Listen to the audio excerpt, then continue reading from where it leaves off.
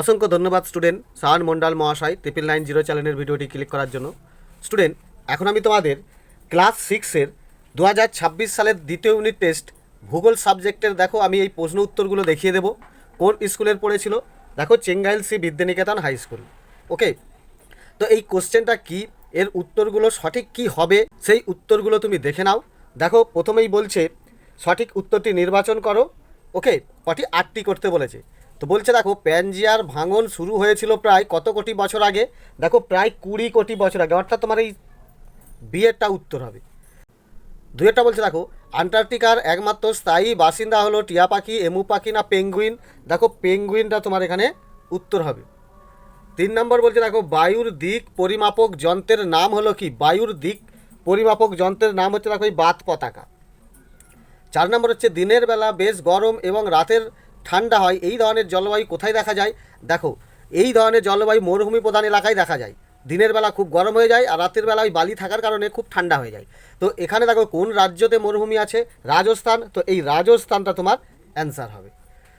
5 নম্বর বলছে দেখো ব্যাসল্ট শিলা অঞ্চলে কোন মাটি দেখা যায়? এটা তোমার হবে কালো মাটি দেখা যায়। 6টা বলছে চিরসবুজ উদ্ভিদের উদাহরণ কি? চিরসবুজ উদ্ভিদের উদাহরণ দেখো এই যে শাল, পলাশ, এগুলো হচ্ছে পাতা ঝরা। মেহগেনিটা তোমার উত্তর হবে। 7 নম্বর বলছে ত্বকের রোগ সারাই কোন গাছটি? দেখো এখানে কালমেঘ এবং নিম, তার মধ্যে অপশনে আছে কালমেঘ, তো এই কালমেঘটা তোমার রাইট হবে। আর গুজরাটের গির অরণ্যে যেটা ভারতে আছে কি? সিংহ। ওকে, এই সিংহটা হচ্ছে ভারতের একমাত্র সিংহ যদি দেখতে পেতে হয় তো গুজরাটের গির অরণ্যে। ওকে, তাহলে এই তোমার হচ্ছে টিকমার হবে। এরপরে দেখো 2 নম্বর দাগের কি বলেছে? শূন্যস্থান পূরণ করতে বলেছে। তো পৃথিবীর তৃতীয় বৃহত্তম মহাসাগর দেশ, দেখো পৃথিবীর তৃতীয় বৃহত্তম মহাসাগর হচ্ছে ভারত মহাসাগর। ভারত মহাসাগর। ওকে, আন্টার্কটিকা মহাদেশের ড্যাশ হিমবাহ পৃথিবীর দীর্ঘতম হিমবাহ? এটা হবে দেখো তোমার ল্যাম্বার্ট। কি? ল্যাম্বার্ট, লয়জাপালা আঁকা ময় বয়ে আঁকা টয়রেট। ওকে, ল্যাম্বার্ট। 3 নম্বর কি বলছে দেখো সূর্যরশ্মির 200 কোটি ভাগের 1 ভাগ মাত্র পৃথিবীতে এসে পৌঁছায়, একে বলা হয় কি? একে দেখো বলা হয় আগত সৌর বিকিরণ। কি বলা হয়? আগত সৌর বিকিরণ। ক্লিয়ার? তারপর দেখো 4টা বলেছে অক্টোবর মাসে তামিলনাড়ু রাজ্যের ড্যাশ উপকূলে দুবার বৃষ্টিপাত হয় বছরে। কোন উপকূলে? তামিলনাড়ুটা দেখো করমণ্ডল উপকূলে অবস্থিত, তাহলে করমণ্ডল উপকূলে, করমণ্ডল উপকূল দেওয়া আছে। ওকে, ভারতের নদী তীরবর্তী নবীন পলিমাটি ড্যাশ নামে পরিচিত। নবীন পলিমাটিকে দেখো বলা হয় খাদার, আর প্রাচীন পলিমাটিকে বলা হয় ভাঙ্গার। 6টা বলছে বিশ্ব অরণ্য দিবস পালিত হয় দেখো কোন তারিখে? 21শে মার্চ। 21শে মার্চ। ওকে, 7 নম্বর বলছে ড্যাশ থেকে রেসার পিন তৈরি হয় যা উচ্চ রক্তচাপ কমায়। কোন গাছ থেকে? সর্পগন্ধা। সর্পগন্ধা।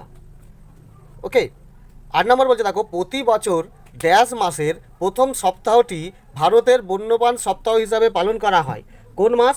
অক্টোবর মাস। অক্টোবর। অক্টোবর মাসের প্রথম সপ্তাহটি বন্যপ্রাণ সপ্তাহ হিসাবে পালন করা হয়। ওকে, এরপরে দেখো 3 নম্বর বলছে নিচের বিবৃতিগুলি শুদ্ধ না অশুদ্ধ? ঠিক হলে শুদ্ধ আর ভুল হলে অশুদ্ধ।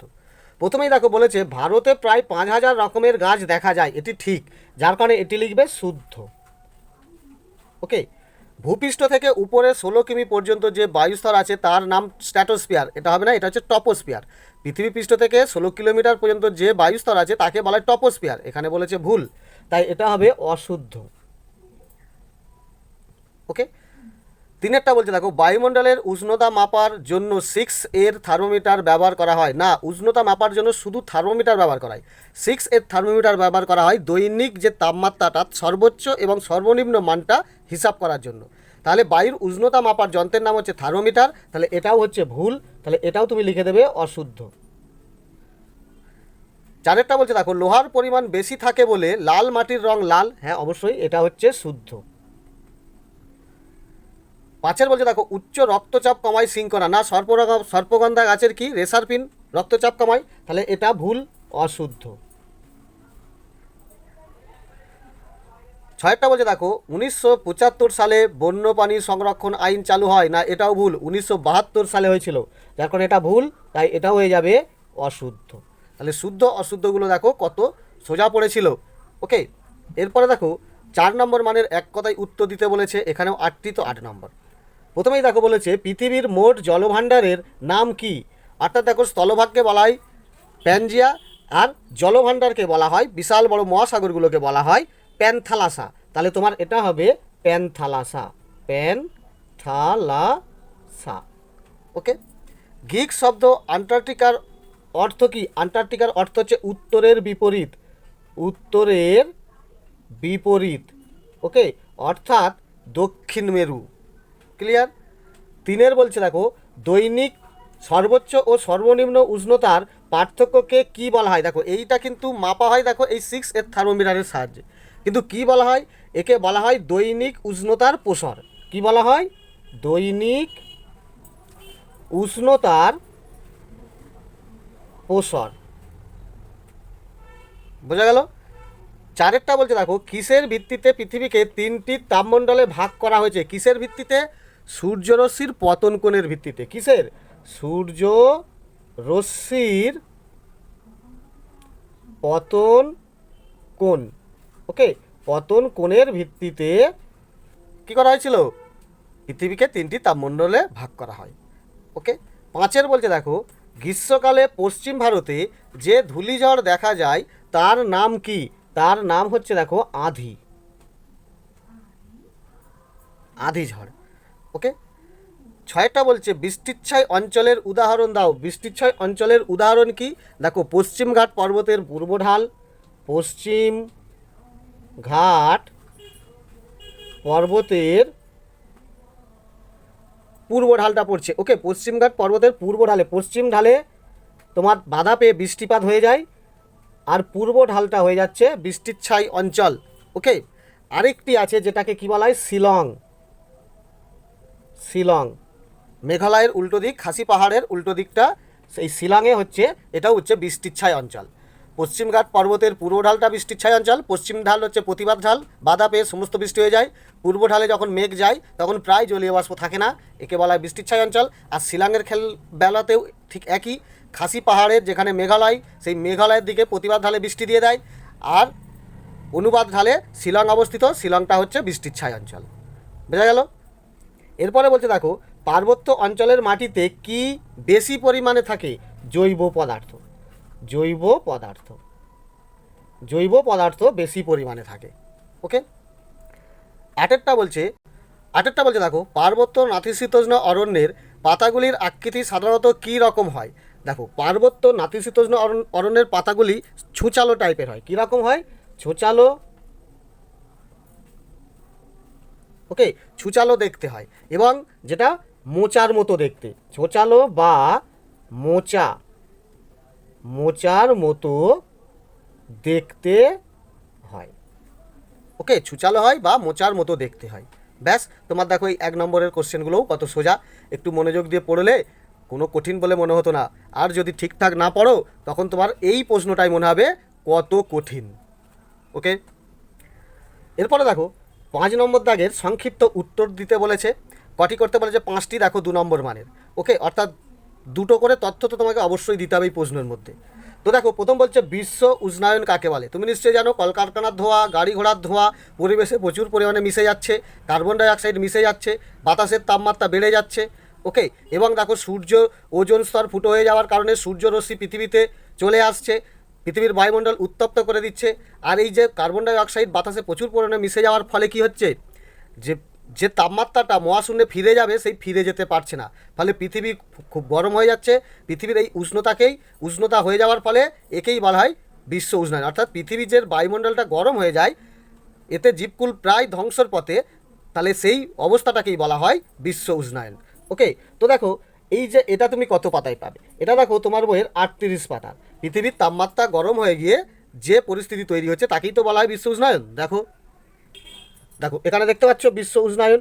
তো তোমাদের ক্লাস 6-এর তুমি এখান থেকে পুরোটা লিখতে পারো, আর যদি তুমি মনে করো আমি একটু অসুবিধা হচ্ছে, ছোট করতে চাই, তাহলে তুমি এইখান থেকে লিখবে যে দেখো পুরোটাই এইখান থেকে এইখানে লিখে দেবে। ওকে, এরপরে দেখো দুয়েরটা বলছে আবহাওয়া ও জলবায়ুর পার্থক্য লেখো। দেখো আবহাওয়া দেখো ক্ষণিকের সময় অল্প সময়ে পরিবর্তন হয়ে যায়, আর জলবায়ু 25 থেকে 30 বছরের সময়ের পার্থক্যে পরিবর্তন হয়। আবহাওয়া দেখো অল্প জায়গায় পরিবর্তন হয়ে যায়, আর জলবায়ু বিশাল বড় এলাকায় পরিবর্তন হয়। ওকে, অর্থাৎ আমাদের সকালে ধরো গরম আছে, বিকেলে হঠাৎ ঠান্ডা লাগছে, এটা কিন্তু আবহাওয়ার পরিবর্তন হচ্ছে। জলবায়ু কিন্তু অনেক বছর লাগে জলবায়ু পরিবর্তন হতে। তো এটাও তুমি কত পাতায় পাবে দেখো, এটাও তোমার বইয়ের 45 পাতায় দেখো। দেখো এখানে দেখা যাচ্ছে আবহাওয়া জলবায়ুর পার্থক্য, এই 3টে করে পার্থক্যই তুমি তুলে দেবে। ওকে, 3টা বলছে দেখো বায়ুর আর্দ্রতা বলতে কি বোঝো। নির্দিষ্ট বায়ুমণ্ডলের নির্দিষ্ট পরিমাণ জলীয় বাষ্প থাকাকেই বলা হয় বায়ুর আর্দ্রতা। দেখো এটাও তোমার বইয়ের 47 পাতাতে। দেখো এখানে দেখতে পাচ্ছ বায়ুর আর্দ্রতা, তো এখান থেকে এখানে অবশ্যই লিখবে, আর এই বায়ুর আর্দ্রতা মাপা হয় হাইগ্রোমিটার যন্ত্রের সাহায্যে, এই তথ্যটাও তুলে দেবে। ব্যাস। 4টা বলছে দেখো কি কি বিষয়ের উপর নির্ভর করে আদর্শ মাটি সৃষ্টি হয়, অর্থাৎ কোন কোন বিষয়ের উপর নির্ভর করে মাটি তৈরি হয়। এটাও দেখো তোমার বইয়ের 83 পাতাতে। দেখো এখানে দেখা হচ্ছে মাটি সৃষ্টি, তো এখান থেকে এইটা তুলে দেবে যে জলবায়ু, আদি শিলা, জৈব পদার্থ, ভূপ্রকৃতি ও সময়ের উপর নির্ভর করে মাটি তৈরি হয়। মাটি তৈরিতে অনেক সময় লাগে, যত বেশি সময় ধরে তৈরি হয় মাটি তত পরিণত হয়, অর্থাৎ আদর্শ মাটিতে পরিণত হয়। ওকে, 5টা বলছে দেখো পশ্চিমী ঝঞ্ঝা কাকে বলে। অর্থাৎ দেখবে ভারতে শীতকালে উত্তর পশ্চিম দিক থেকে কী হয়, একটি হাওয়া অর্থাৎ বায়ুর গতিবেগ ধেয়ে আসে। এর ফলে শীতকালে 2-3 দিন কী হয়, মেঘে ঢাকা থাকে, অল্প অল্প বৃষ্টি হয় এবং ঝোড়ো হাওয়া বয়। এই যে পরিবর্তন হয় একেই বলা হয় পশ্চিমী ঝঞ্ঝা। এটাও দেখো 82 পাতায় আছে। দেখো দেখো এখানে দেখতে পাচ্ছ পশ্চিমী ঝঞ্ঝা, তো এইখান থেকে এইটুখানি তুলে দেবে যে শীতকালে মাঝে মাঝে 2-4 দিন একটানা আকাশ মেঘলা থাকে ও ঝিরঝিরি বৃষ্টি হয়, একেই পশ্চিমী ঝঞ্ঝা বলে। আবার মৃদুমন্দ বাতাসও বয়, ছোট ঝোড়ো হাওয়াও বয়। ওকে, দেখো এই যে উত্তর পশ্চিম দিক থেকে ভারতের দিকে ঢোকে। ক্লিয়ার? এরপরে দেখো 6টা বলছে অরণ্য সংরক্ষণের উপায়গুলি লেখো। অরণ্য সংরক্ষণ করতে গেলে প্রচুর পরিমাণে গাছ লাগাতে হবে, বৃক্ষচ্ছেদন অর্থাৎ গাছ কাটা বন্ধ করতে হবে। ওকে, আবার কি পশুচারণ নিয়ন্ত্রণ করতে হবে। তো এটাও দেখো তোমার বইয়ের 90 পাতায়। দেখো দেখো এখানে দেখতে পাচ্ছ অরণ্য সংরক্ষণ। এই অরণ্য সংরক্ষণ করতে গেলে কি কি করতে হবে দেখো, এই যে 1 নম্বর, নিজের এলাকায় সবাই মিলে নদী, লাইব্রেরি, খেলার মাঠ, স্কুল, রাস্তাঘাট, পুকুর, ধর্মীয় স্থান সমস্ত জায়গায় কী করতে হবে, গাছ লাগাতে হবে। পশুচারণ নিয়ন্ত্রণ করতে হবে, চোরাচালানকারীদের বনে ঢুকতে বাধা দিতে হবে, আবার আইন করে গাছ কাটা বন্ধ করতে হবে। তাহলে এগুলো যদি করা যায় তাহলে তোমার অরণ্য। এরপরে দেখো 6 নম্বর বলছে যে কোনো 2টি প্রশ্নের যথাযথ উত্তর দাও। 2টি দিতে হবে। ওকে, 3 নম্বর করে একটু বেশি করে লিখতে হবে। প্রথমেই বলছে দেখো বায়ুমণ্ডল না থাকলে কি হতো। বায়ুমণ্ডল না থাকলে আমরা প্রথমেই যে প্রাণবায়ু অক্সিজেন প্রয়োজন, সেই অক্সিজেন বিনা আমরা সমস্ত জীব মারা যেতাম। বায়ুমণ্ডল না থাকলে কী হচ্ছে, পৃথিবী থেকে যে সূর্যের আলো আসে, সেই সূর্যের আলোতে দিনের বেলা প্রচুর পৃথিবী গরম হয়ে যেত, আর রাতের বেলা প্রচুর ঠান্ডা হয়ে যেত। ওকে, অর্থাৎ জীবকুল ধ্বংস হয়ে যেত। এই যে তথ্যটা তোমাকে তুলতে হবে, এটাও দেখো তোমার বইয়ের 32 পাতায় দেখো আছে। দেখো দেখতে পাচ্ছ বায়ুমণ্ডল না থাকলে কি হতো। তো এই যে এখান থেকে এইটা এইটা এইটা এই সমস্ত এই 3টে তথ্য তুলে দেবে যে কি পৃথিবীকে ঘিরে যে বায়ুস্থান না থাকলে অন্যান্য গ্রহের মতো পৃথিবী প্রাণহীন হয়ে যেত। ওকে, অক্সিজেন পেতাম না, মারা যেতাম। আবার দেখো সূর্যের তাপে পৃথিবী উত্তপ্ত হয়ে যেত দিনের বেলা, রাতের বেলা খুব ঠান্ডা হয়ে যেত।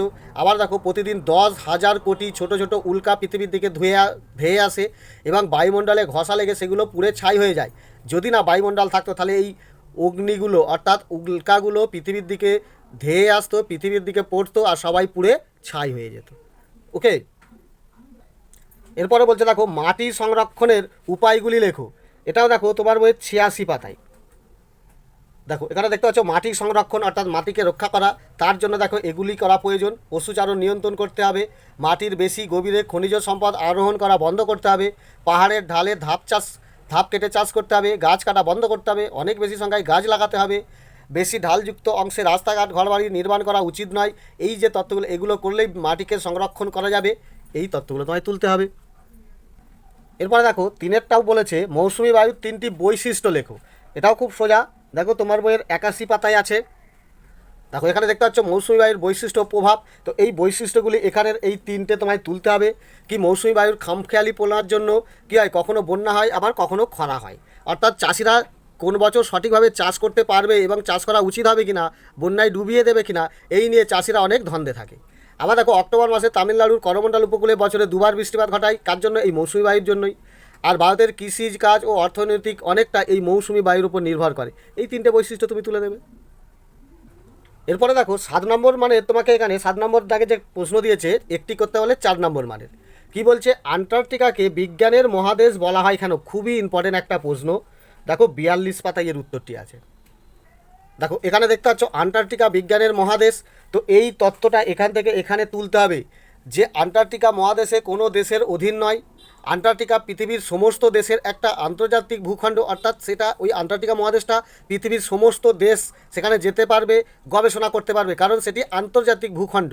ওকে, আমেরিকা যুক্তরাষ্ট্র, Norway, Britain, Australia, New Zealand, France, Germany, Japan, Argentina, Bharat, এই যে এতগুলো মিলে মোট 40টা দেশ আছে যারা 100টারও বেশি গবেষণা কেন্দ্র গড়ে তুলেছে। কেন? কারণ এখানে মহাদেশের ভূগর্ভে যে খনিজ সম্পদগুলো আছে, দেখো কয়লা, খনিজ তেল, গ্যাস, তামা, নিকেল, সোনা, যে অপুরান্ত খনিজ সম্পদ আছে তার সন্ধান করা এবং গবেষণা করা। সারা পৃথিবীর বিজ্ঞানীরা এই মহাদেশের প্রকৃতির পরিবেশ, জলবায়ু, খনিজ সম্পদ নিয়েই গবেষণা করছে। ওকে, এই কারণে আন্টার্কটিকা মহাদেশকে কী বলা হয়? বিজ্ঞানের মহাদেশ। ওকে, কিন্তু এই মহাদেশ থেকে কোনো দেশ এই খনিজ সম্পদ, মূল্যবান খনিজ সম্পদগুলো এই আন্টার্কটিকা মহাদেশের বাইরে নিয়ে যেতে পারবে না, অর্থাৎ নিজেদের দেশে নিয়ে যেতে পারবে না। সেই মহাদেশের মধ্যেই থাকতে হবে এবং ওই মহাদেশ থেকে যে খনিজ সম্পদের সন্ধান পাবে সমস্ত সম্পদের তথ্যটা পুরো আন্তর্জাতিক ক্ষেত্রে অর্থাৎ সমস্ত দেশকে প্রচার করতে হবে। নিজস্ব ব্যক্তিগতভাবে কেউ ব্যবহার করতে পারবে না, এই রকমই চুক্তিবদ্ধ আছে। ওকে, তাহলে বোঝা গেল আন্টার্কটিকাকে বিজ্ঞানের মহাদেশ বলা হয় কেন। ওকে, এরপর দেখো খুবই ইম্পর্টেন্ট লাস্ট কোশ্চেন, অরণ্য আমাদের বন্ধু। এই বক্তব্যের মতামত তোমাকে দাও, সপক্ষে মতামত দিতে বলেছে। এটাও দেখো দেখো এখানে দেখতে পাচ্ছ অরণ্য আমাদের বন্ধু। দেখো এখানে অনেকগুলো যুক্তি দেখতে পাচ্ছ, এই যুক্তিগুলোই তোমাকে তুলতে হবে। যে কার্বন ডাইঅক্সাইড শোষণ করে বাতাসে অক্সিজেনের যোগান দেয়, বৃষ্টিপাত ঘটাতে সাহায্য করে, বন্যা ও খরা নিয়ন্ত্রণ করে, মোম, মধু, গদ, রজন, আঠা পাওয়া যায়, মাটি ক্ষয় কমায়, বন্যপ্রাণীর আবাসস্থল, বাস্তুতন্ত্রের ভারসাম্য বজায় রাখে, কাঠ শিল্প ও কাগজ শিল্পের কাঁচামাল হিসাবে এই অরণ্য আমাদের সরবরাহ করে। এই কারণে অরণ্য আমাদের বন্ধু। এই তথ্যগুলো তুলতে হবে। ওকে, তো দেখো এই যে 90 পাতার দেখো কতগুলো কমন পড়েছে। দেখো এইটা পড়েছে, এই যে অরণ্য সংরক্ষণ এটাও পড়েছে, এখানে দেখো বিশ্ব অরণ্য দিবস এই প্রশ্নটাও পড়েছে। তাহলে বোঝা যাচ্ছে এই 90 পাতা থেকেই তোমার কত গুরুত্বপূর্ণ এই পাতা এবং কত প্রশ্ন এসেছে। তো ফাইনালের জন্য এই পাতাগুলোকে ভালো করে লক্ষ্য করে পড়বে, এখান থেকে আবার ফাইনালে পরীক্ষায় আসবে। ওকে, তো কোশ্চেনগুলো অবশ্যই মনোযোগ দিয়ে দেখবে, পড়বে। তো সম্পূর্ণ ভিডিওটি দেখার জন্য ধন্যবাদ।